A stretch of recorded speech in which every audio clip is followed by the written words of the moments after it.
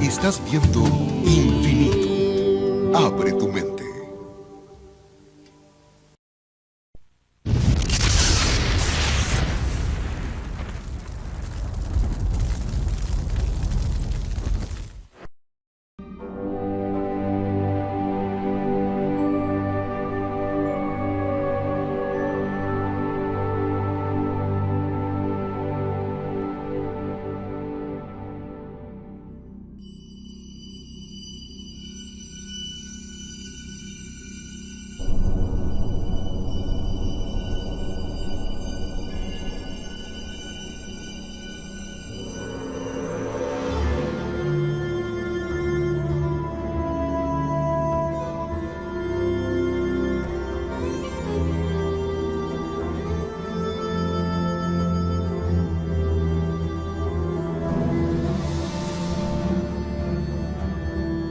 Los astrónomos calculan que el diámetro del universo observable excede los 90.000 millones de años luz.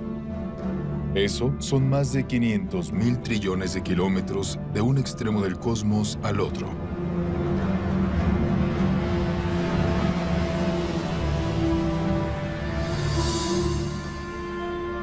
El universo contiene al menos 170.000 millones de galaxias, con tantas estrellas y planetas que su número sobrepasa los granos de arena de todas las playas del mundo.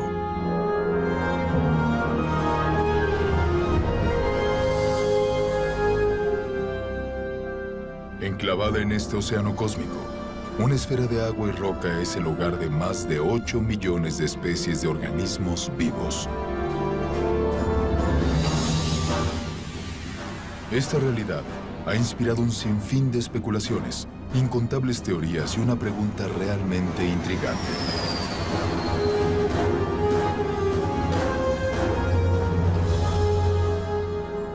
¿Cuáles eran las probabilidades de que la vida surgiera en el tercer planeta de un sol que orbita dentro de uno de los brazos espirales de la Vía Láctea? ¿Tuvimos simplemente una suerte increíble? ¿O hubo algo más aparte de mera casualidad e interacciones aleatorias de materia y energía?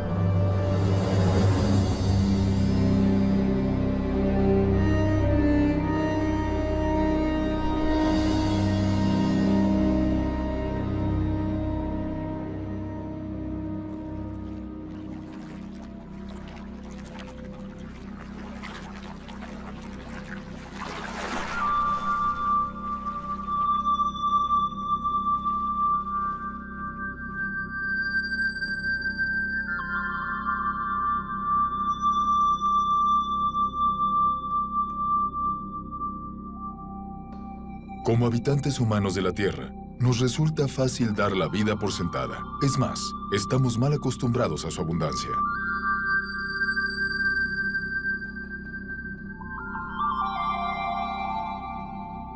El clima y la geografía de nuestro planeta sostiene una biosfera posiblemente única en el universo. No hay apenas lugares que sean demasiado cálidos, demasiado fríos o demasiado aislados para que florezcan en ellos organismos vivos.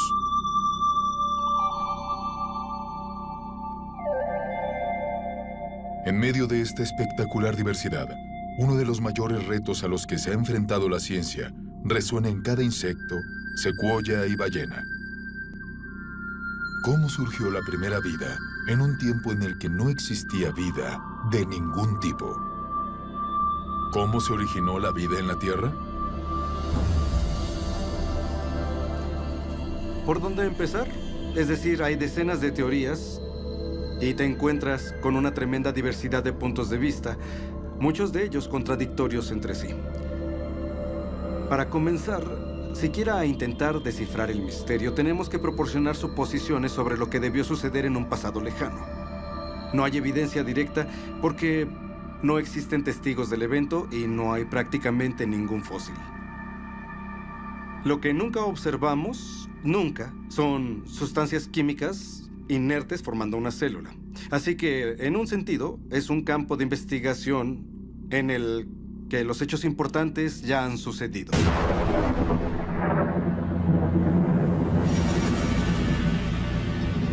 La historia primordial de la Tierra es, de hecho, una narración incompleta. Pero pese a la ausencia de evidencia física, la mayoría de los científicos cree que la vida comenzó cuando la energía provocó que la materia inerte de los océanos, la corteza y la atmósfera, crear los componentes básicos de la primera célula capaz de autorreplicarse. Cuando hablamos del origen de la vida, las reglas, y esto no procede de la ciencia en sí, sino de la filosofía subyacente, las reglas dictan que para resolver el problema se pueden usar materia, energía, leyes naturales, irregularidades naturales y procesos aleatorios. Pero eso es todo. Lo que no se permite usar, fundamentalmente, según las llamadas reglas de la ciencia, es la mente o la inteligencia. Si hubiera que asignar un nombre a esa postura, el más adecuado sería materialismo científico. Una filosofía que dice que la única explicación aceptable tiene que traducirse en términos de materia y energía. Y si no puedes resolver el problema con esos recursos, no te está permitido cambiar las reglas. Así que, desde esa perspectiva, ¿cómo surgió la vida partiendo únicamente de materia y energía? Ahora, intenta resolver el problema. ¿Cómo construir una célula? Todas las formas de vida que han existido en la Tierra están formadas por células. Las pistas sobre su origen se esbozan a partir de una red de máquinas moleculares.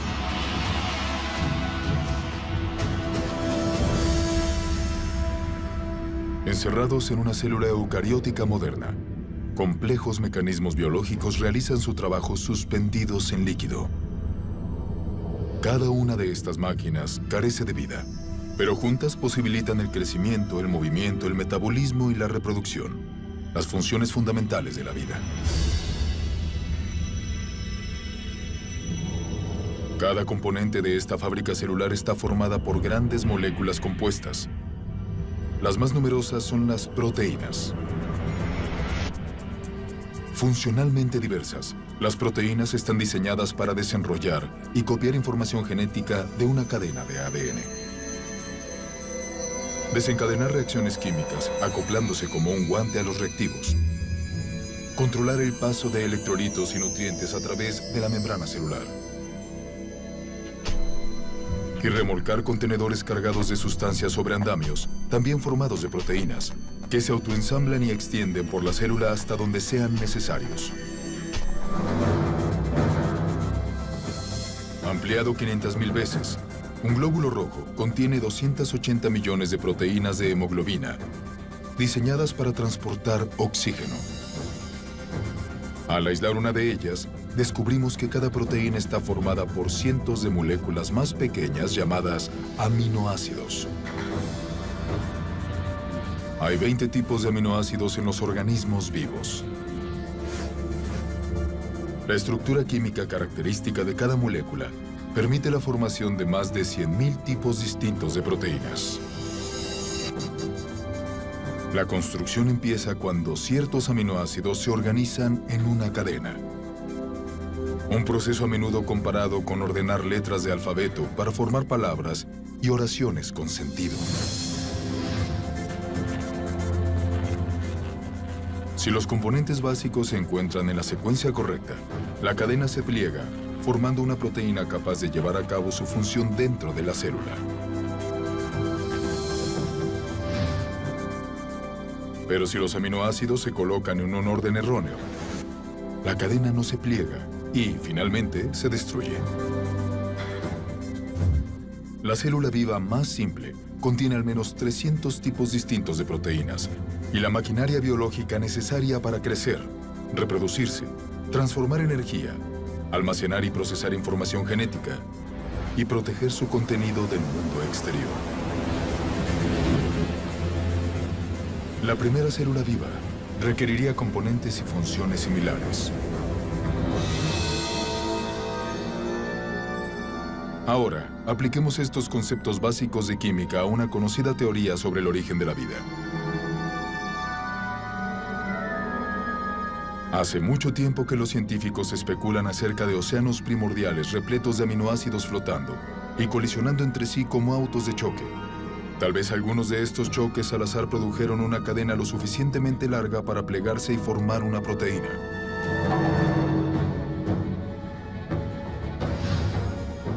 Después, más aminoácidos se unieron en más cadenas, que se enrollaron formando aún más proteínas. A su vez, otras moléculas complejas, incluyendo ácidos nucleicos, lípidos y azúcares, también se autoorganizaron, dando lugar a componentes esenciales. Y entonces, sin previsión ni dirección, surgió en este caldo químico la combinación precisa de moléculas para formar una membrana que encerró a todas y cada una de las máquinas específicas de una célula capaz de reproducirse. Y ahí la tienen, vida a partir de materia inerte. Todo eso suena muy razonable. El problema es que, en la Tierra primitiva, la complejidad interna necesaria solo para sobrevivir sería abrumadora. Porque la vida, tal como la conocemos, se caracteriza por una gran cantidad de máquinas moleculares. Y si eliminamos esa maquinaria esencial, la célula deja de existir. Porque llega un punto en el que no puede simplificarse más y seguir existiendo. Simplificar más implica la muerte. Hay quien critica este argumento diciendo, no se puede tomar la biología celular moderna y proyectarla en el pasado, porque como quiera que fuera, la primera célula era mucho más simple que lo que vemos hoy. De acuerdo, puedo considerar esa premisa. Describe la primera célula. Membrana celular. Si vas a ser la primera célula viva, necesitas una barrera, una membrana que te proteja del entorno. Dicha membrana debe permitir el paso selectivo de nutrientes y materias primas específicas que usarás como combustible y energía. También necesitas almacenar enormes cantidades de información genética en cadenas espirales de ADN. Transcripción. Estas instrucciones detalladas para la vida se copian con una precisión extraordinaria. Ribosoma. Luego, en fábricas llamadas ribosomas, la información se convierte en cadenas de aminoácidos y proteínas. Reproducción celular. Finalmente, estarás perfectamente equipada para reproducirte, dando lugar a futuras generaciones de células. Estas funciones básicas las llevan a cabo todos los seres vivos. Son, en cierta forma, la definición de lo que implica estar vivo, así que ya seas una célula del pasado, una célula muy simple, o una célula actual más compleja, realmente no importa, vas a tener que llevar a cabo esas funciones. La mayoría de los químicos creen, al igual que yo, que la vida surgió espontáneamente de mezclas de moléculas en la Tierra prebiótica. ¿Cómo? No tengo ni idea. George Whitesides, químico, Universidad de Harvard. Pese a los abrumadores obstáculos, la idea de que los elementos químicos básicos se organizaron por sí solos para formar una célula viva se lleva proponiendo desde hace al menos 150 años. En 1871, Charles Darwin escribió una carta en la que describía una pequeña charca tibia repleta de las sustancias apropiadas para generar vida.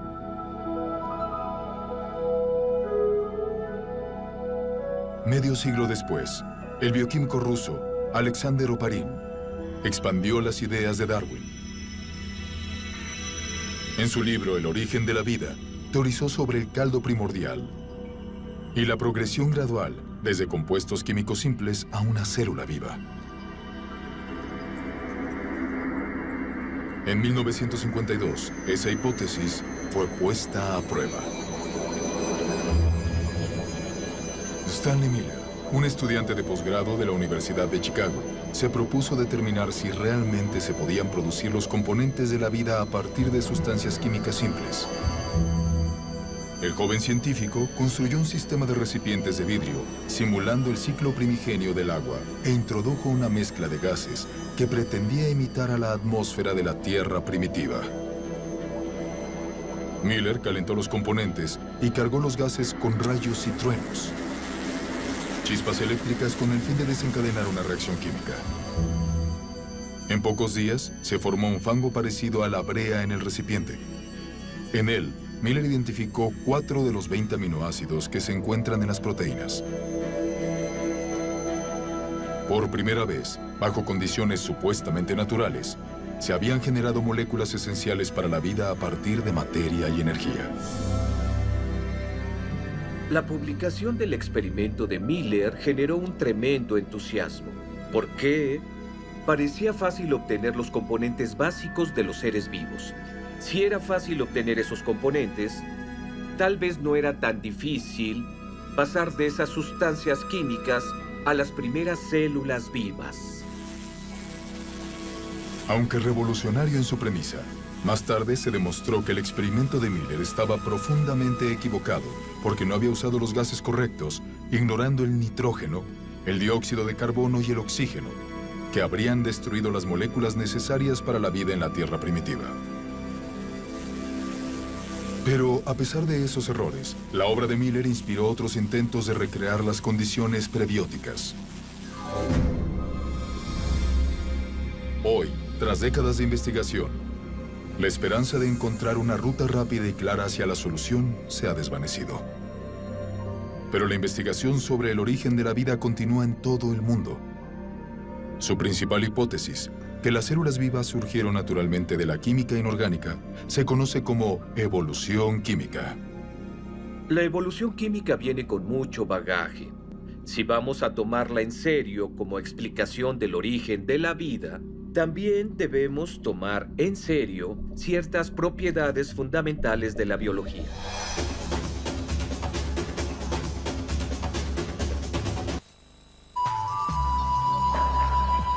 Regresaremos en instantes por Infinito.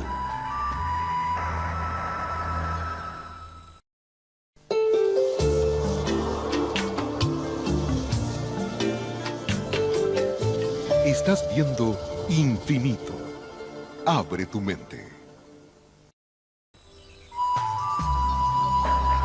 Continuamos con nuestra programación por Infinito.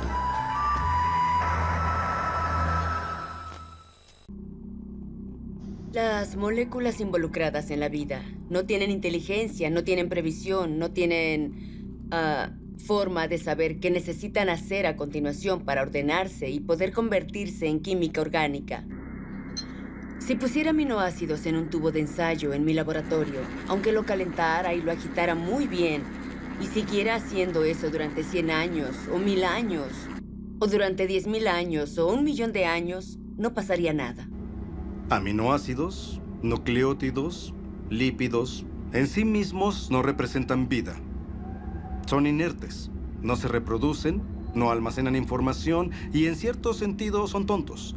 No se despertaron una mañana y dijeron, oigan, reunámonos todos y formemos una célula que se autorreplique. Eso no pasó. A la química en sí misma le es indiferente si algo está vivo o muerto.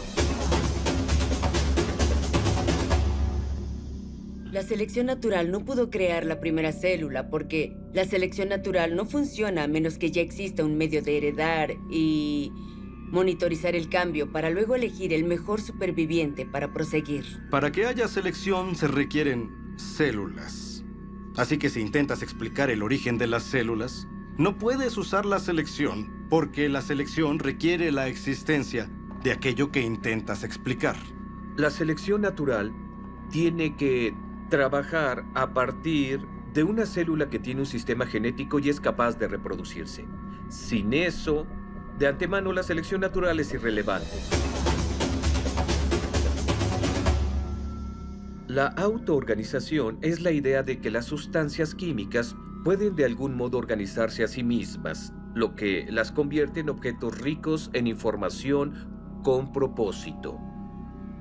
Las moléculas y los átomos pueden autoorganizarse en un sentido. La sal sería un ejemplo. En la sal hay iones de sodio y de cloro, y estos interactúan entre sí porque tienen cargas positivas y negativas. Así que esa afinidad natural conduce a la formación de cloruro de sodio, cloruro de sodio, cloruro de sodio, que entonces puede empaquetarse de forma estereotípica para formar un cristal. Los cristales de sal son la misma cosa repetida una y otra vez. Si un cristal de sal fuera un libro, sería un libro de una sola palabra. Ese tipo de geometrías repetitivas no contienen la clase adecuada de información, la que haría falta, digamos, para formar una proteína. La secuencia que vemos en una proteína es altamente irregular. No hay forma de predecir cuál será el siguiente aminoácido en la secuencia a partir de los anteriores. Así que la autoorganización que efectivamente observamos en el mundo natural es del tipo erróneo cuando se trata de construir las estructuras ricas en información de los seres vivos. Así que una vez que eliminamos la selección natural y la autoorganización, y uno se da cuenta de que las moléculas no tienen la capacidad de pensar ni de planificar, el azar asoma su feo rostro, y los científicos odian el azar como explicación del origen de la vida. ¿Azar?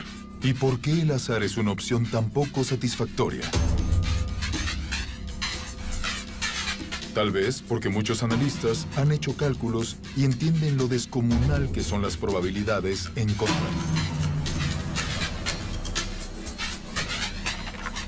El azar se define como el elemento desconocido e impredecible en cualquier evento que no tiene causa asignable ni dirección por una ley natural o agente inteligente. Desde el siglo XVII, la herramienta usada habitualmente para predecir el resultado de dichos eventos se llama probabilidad matemática. A grandes rasgos, la teoría funciona así. Al lanzar una moneda al aire y predecir cara, la probabilidad de acertar es del 50% o de una probabilidad entre 2. Al lanzar 2 monedas, la probabilidad de obtener 2 caras a la vez es de 1 entre 4. 3 monedas y 3 caras en un solo intento, una probabilidad entre 8. Cada vez que agregamos una moneda, la probabilidad de éxito, en este caso, todas caras en el mismo lanzamiento, se reduce exponencialmente en un múltiplo de 2. De modo que si se lanzan 10 monedas, la probabilidad de 10 caras es 1 entre 2 elevado a 10, o menos de 1 entre 1000.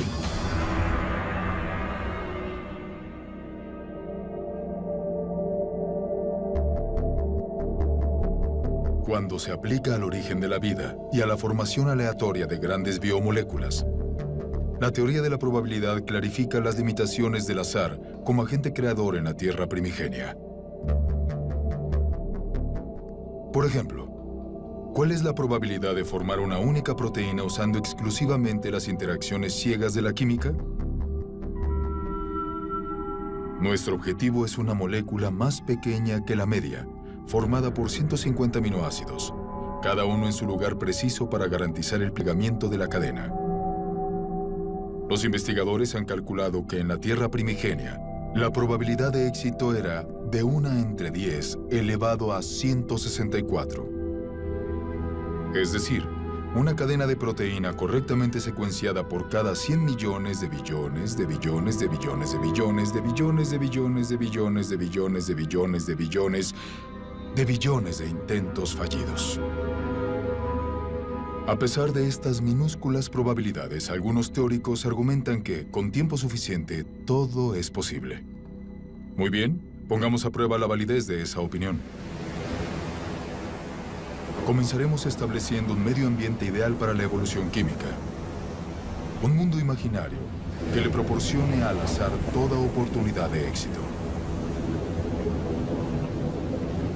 Primero, saturamos los océanos con aminoácidos.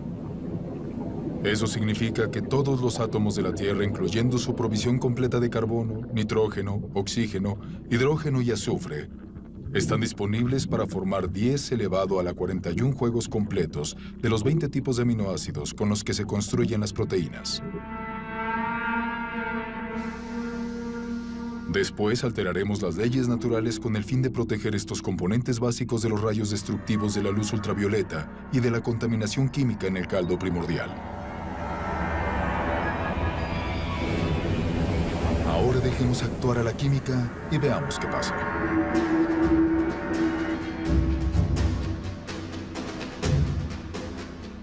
Los aminoácidos comienzan a unirse frenéticamente. En nuestro experimento, una cadena completa de 150 unidades se autoensamblan en apenas un segundo. Como los 20 tipos de aminoácidos están disponibles, en la mayoría de posiciones hay un 5% de probabilidad, o una entre 20, de que la molécula correcta se añada a la cadena. Si la secuencia es incorrecta, la cadena se destruye de inmediato y comienza un nuevo ensamblaje. En todo el planeta se llevarán a cabo 6 millones de billones de billones de billones de intentos de formar una cadena cada minuto.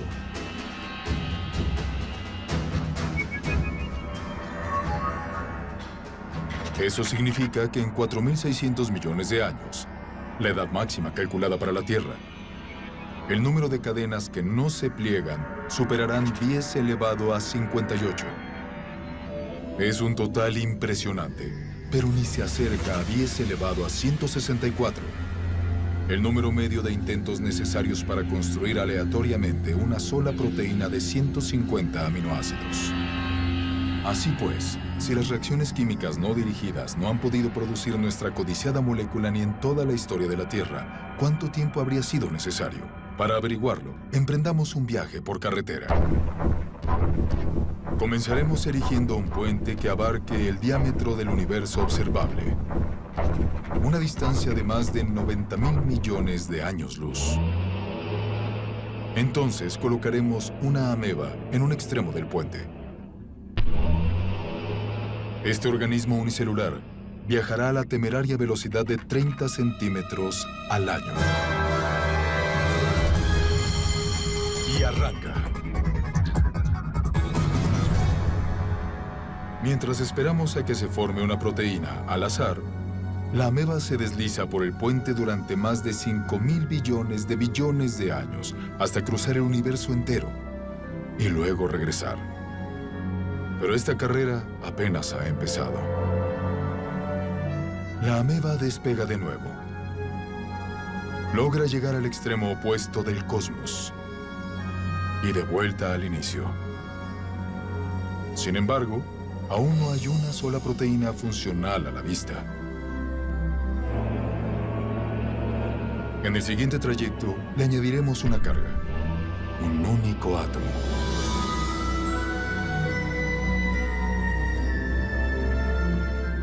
Tras recorrer lentamente más de 800.000 millones de billones de kilómetros, la ameba entrega su cargamento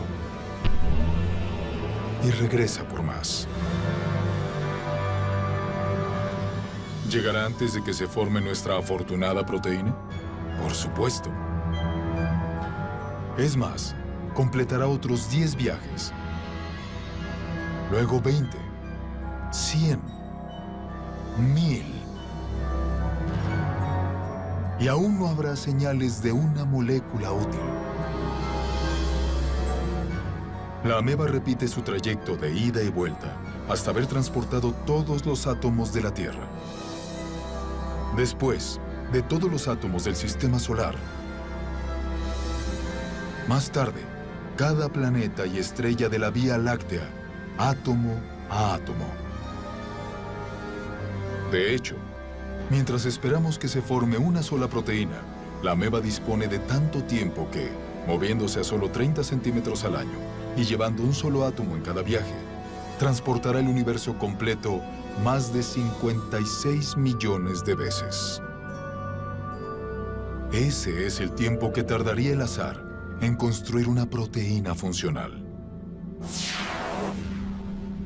Supongamos que, contra toda probabilidad, la evolución química produjo nuestra primera proteína funcional. ¿Tendríamos vida? No. ¿Tendríamos una proteína? Tan solo una inerte alineación de aminoácidos. La célula viva más simple que conocemos contiene más de 300 proteínas diferentes. Pero las proteínas son solo una parte de la historia cuando consideramos cualquier célula real. Recordemos que tendrá carbohidratos, azúcares complejos, ácidos nucleicos, ADN y ARN, lípidos, toda una variedad de sustancias químicas que en conjunto constituyen el estado vital. Esos diferentes elementos, todos deben encontrarse en el interior del mismo microambiente al mismo tiempo. Cada uno de los componentes básicos debe entonces ensamblarse e integrarse en la red de máquinas moleculares que controlan todas las facetas de la vida. Si logramos entender exactamente lo difícil que es producir una máquina molecular usando únicamente átomos y energía, nos damos cuenta de que hay un grave problema, porque cuando tienes una máquina molecular, no tienes un ser vivo. Esta máquina molecular necesita otras máquinas moleculares.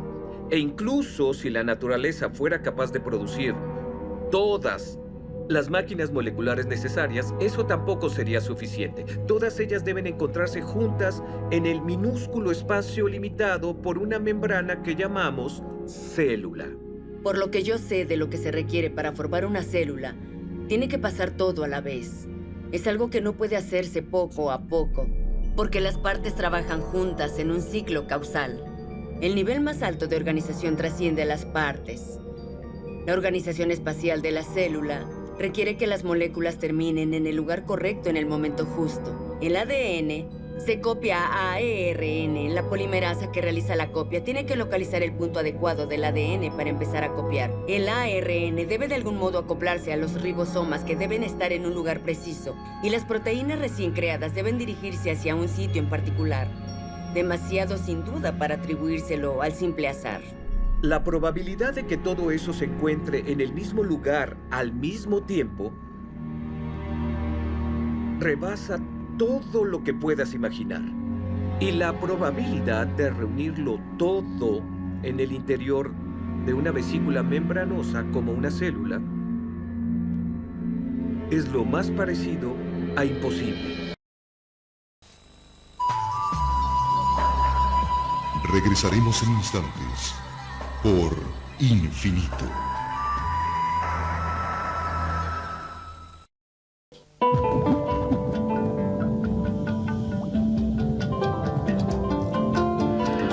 Estás viendo Infinito. Abre tu mente.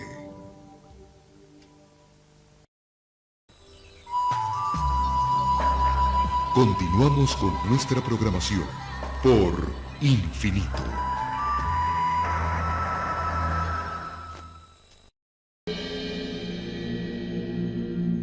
Habiendo agotado la suerte del azar, la búsqueda de una explicación materialista viable se ha ramificado en varias direcciones. Las teorías incluyen superficies agrietadas de arcilla que atraerían y alinearían moléculas orgánicas, formando cadenas de ácidos nucleicos y aminoácidos.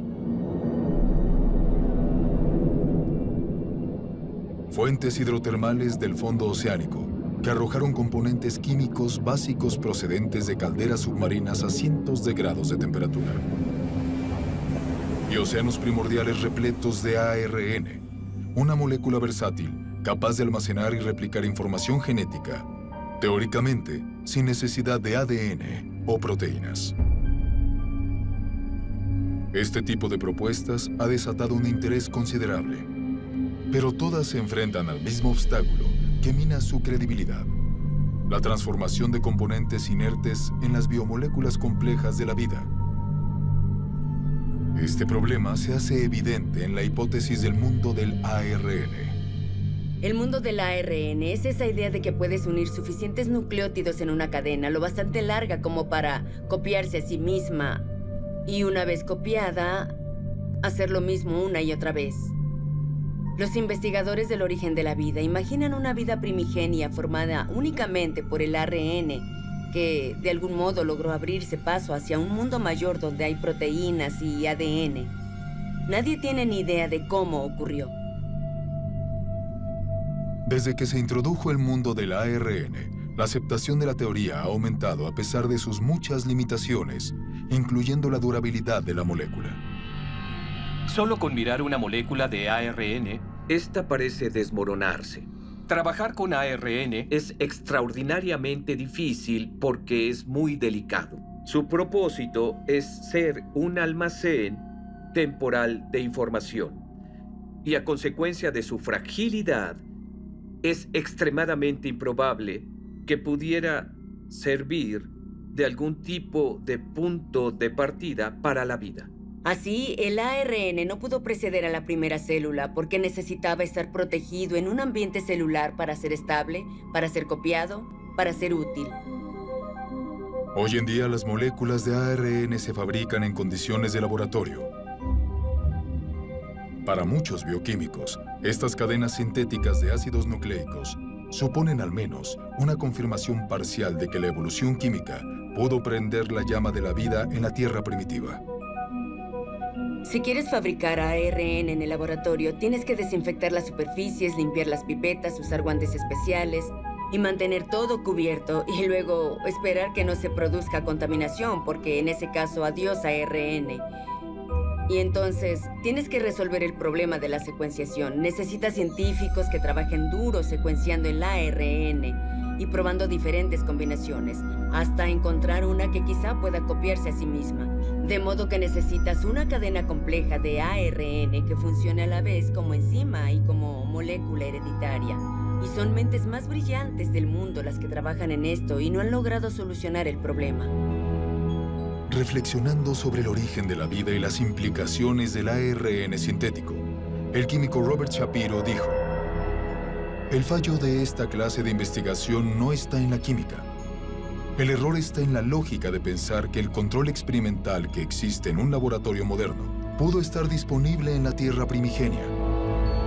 En realidad, las probabilidades en contra de que el ARN se formase por sí solo son astronómicas." Fabricar ARN en un laboratorio requiere una gran dosis de inteligencia, previsión, planificación y ejecución cuidadosas. Así que lograr la secuencia correcta, sin el máximo cuidado, sin plena intención, es imposible. Las probabilidades de la evolución química se reducen aún más ante la composición del caldo primordial. Si realmente hubo un caldo primordial, químicamente habría sido un caos absoluto. Todo tipo de reacciones químicas cruzadas compitiendo entre sí habrían tenido lugar, interfiriendo con la química deseada.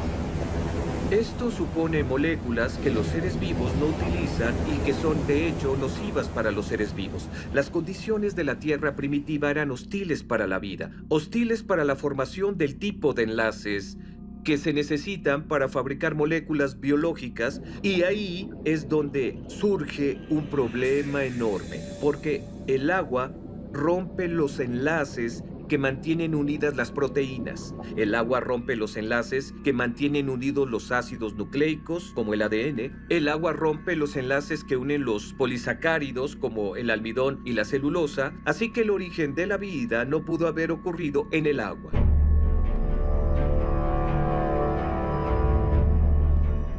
Al enfrentar obstáculos insalvables en la Tierra, algunos científicos han expandido las fronteras de su búsqueda. En 1976, el biólogo ganador del Premio Nobel, Francis Crick, planteó una alternativa radical para el origen de la vida. Crick sugirió que nuestro planeta fue sembrado con organismos microscópicos transportados desde otra parte del universo por una civilización extraterrestre. Esta teoría se conoce como panspermia. 5 años después, el físico Frederick Hoyle propuso una versión modificada de la panspermia, cuando teorizó sobre cadenas de ADN fabricadas por una inteligencia en una galaxia lejana y liberadas a la deriva, cual semillas de diente de león en un día de viento. Algo de ese material genético llegó a la Tierra. Otra versión de la teoría popularizada por la roca de Marte, un meteorito descubierto en la Antártida, sostiene que los microbios evolucionaron en otras partes de la galaxia y viajaron a la Tierra a bordo de cometas y asteroides. En cierto sentido, se podría afirmar que la panspermia supone un abandono de la ciencia, porque ubica el problema más allá de toda posibilidad de investigación. Si la ciencia nos dice que la vida probablemente no llegó a la existencia por sí misma aquí en la Tierra, entonces debió venir de otra parte. Aunque suene como una mala película de terror de los años 50. Llegó del espacio exterior.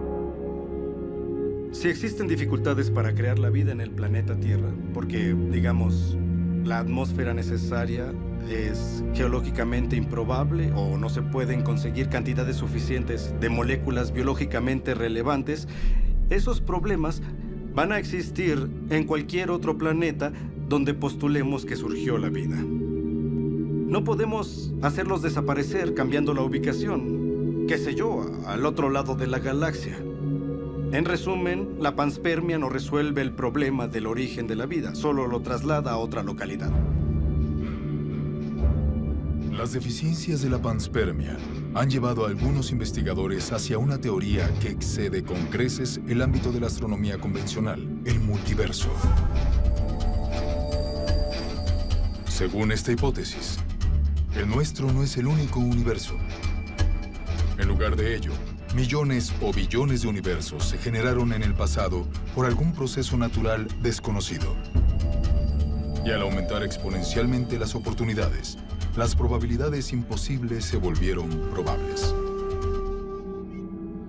Hasta que, inevitablemente, con el paso del tiempo, la combinación precisa de materias primas, entorno, leyes naturales y una gran dosis de suerte produjeron las moléculas y la maquinaria biológica requeridas para la primera célula viva.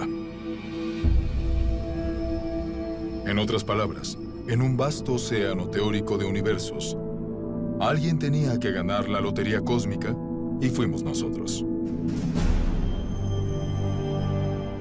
A menudo, cuando leo sobre el origen de la vida, considerando alguna propuesta acerca de la formación, digamos, del ARN o las proteínas, e incluso el mismo autor admite que es químicamente improbable, me pregunto cómo se metió en semejante embrollo, invocando una ruta bioquímica inverosímil para algo que para todo el mundo parece diseñado. Pues se metió en semejante embrollo porque su filosofía le dijo que esa es la única respuesta aceptable. Y en ese atolladero yo quisiera decirle al autor, mira, tú sabes que es inverosímil, yo sé que es inverosímil. La razón por la que terminaste aquí, al borde del abismo, contemplando la improbabilidad, es que desde hace mucho tiempo decidiste que solo una explicación materialista funcionaría. ¿Cuántas explicaciones fracasadas dentro del marco de referencia materialista es necesario considerar antes de concluir que tal vez debamos movernos y salir de ese marco? Tal vez necesitamos otro tipo de explicación. Cuando uno analiza las diversas teorías de la ciencia, teorías físicas, teorías químicas, teorías sobre la formación de las estrellas, se trata de teorías acerca del mundo exterior. Pero en el caso del origen de la vida, hablamos de una teoría que nos involucra a nosotros. Básicamente, de dónde venimos, nuestros orígenes, nuestra cosmovisión, nuestra filosofía, nuestra ciencia, todo está interconectado. Y eso distingue la pregunta del origen de la vida de cualquier otra pregunta de la ciencia. Las ciencias naturales no se pueden disociar de todo lo que conocemos o creemos sobre el mundo. Así que una pregunta muy concreta y aparentemente técnica del tipo ¿cómo se originó el ARN? Puede terminar conectando en el tejido de la realidad con una pregunta muy distinta como ¿podría haber un Dios? ¿Es Dios posible? ¿Podría Dios ser real? Si la vida, con toda su exuberancia, no surgió mediante procesos estrictamente físicos o naturales, deberíamos encontrar indicadores de ello. Yo creo que el origen de la vida es el gran eje central en torno a lo que giran muchas cosas. Así que acudo a la naturaleza como un ser humano curioso y digo, ¿qué es lo que yo considero indicadores normales de inteligencia en la vida cotidiana? ¿Los veo en la naturaleza? Y la respuesta es sí, en abundancia. Lo que vemos en los sistemas biológicos es una maravilla, es bello, es elegante. Y cuanta más biología aprendemos, más evidente resulta el diseño.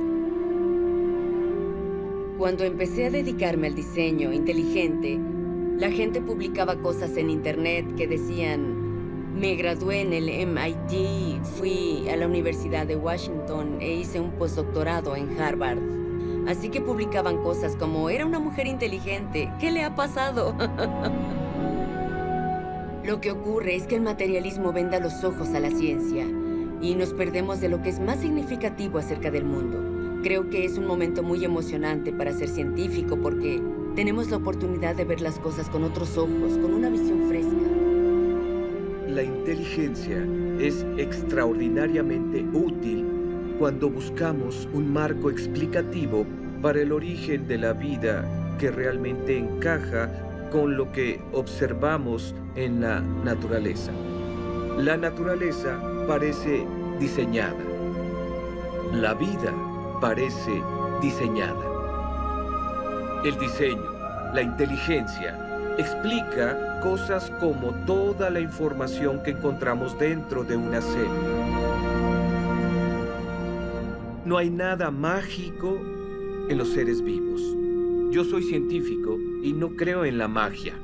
Creo en mecanismos y causas que sean suficientes para dar lugar a los fenómenos que observo. La inteligencia es suficiente.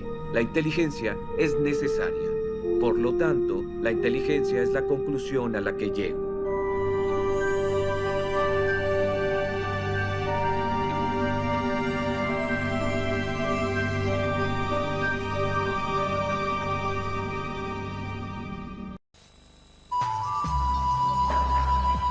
Regresaremos en instantes por Infinito.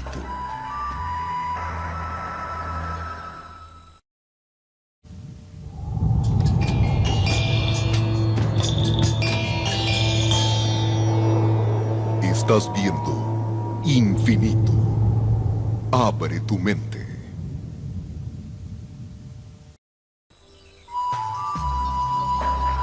Continuamos con nuestra programación por Infinito.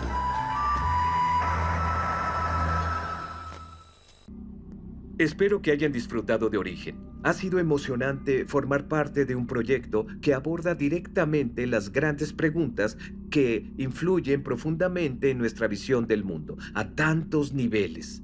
¿Cómo comenzó la vida? ¿Las interacciones aleatorias de materia y energía produjeron las primeras células? ¿O la vida solo puede explicarse como la creación especial de Dios?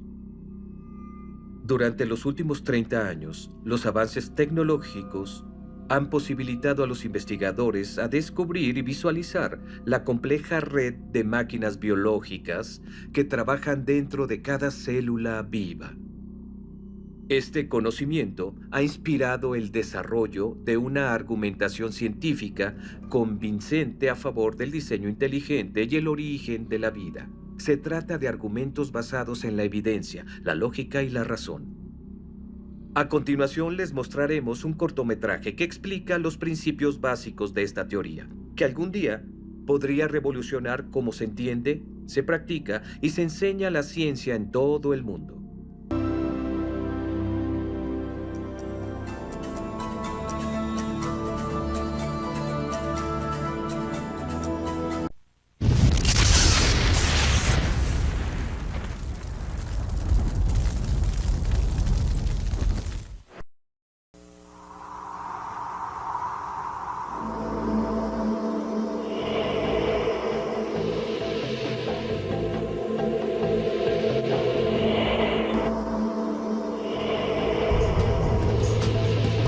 Estás viendo Infinito. Abre tu mente.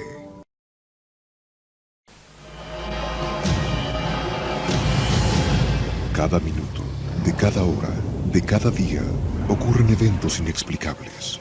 Incidentes, fenómenos, encuentros, ritos, experimentos. Cada día, cada hora, cada minuto, cada 60 segundos, se revela una vida llena de misterios. Ahora un canal trata de dar luz a todo. Un canal que indaga los misterios del universo.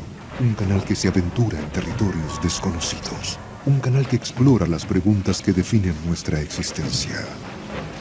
¿Estamos solos en el universo? ¿Existe la vida después de la muerte? ¿Quién construyó las pirámides? ¿Se puede predecir el futuro? ¿Podemos mover objetos con nuestra mente? ¿Existe el infierno? ¿Se acabará el mundo en el año 2000? ¿Es la historia una gran mentira? Para cada pregunta hay una respuesta, pero ¿hasta dónde estamos dispuestos a llegar para encontrar la verdad? Desde Machu Picchu al Chupacabra, desde los aztecas al zodíaco, desde los extraterrestres a los ángeles. Esto es Infinito, un viaje hacia lo desconocido, una exploración de lo inexplicable. Ningún lugar es muy remoto, ninguna pregunta muy extraña, ningún misterio está fuera de nuestros límites. Escuche lo inesperado, descubra lo oculto, experimente lo desconocido. Infinito, señal del nuevo milenio.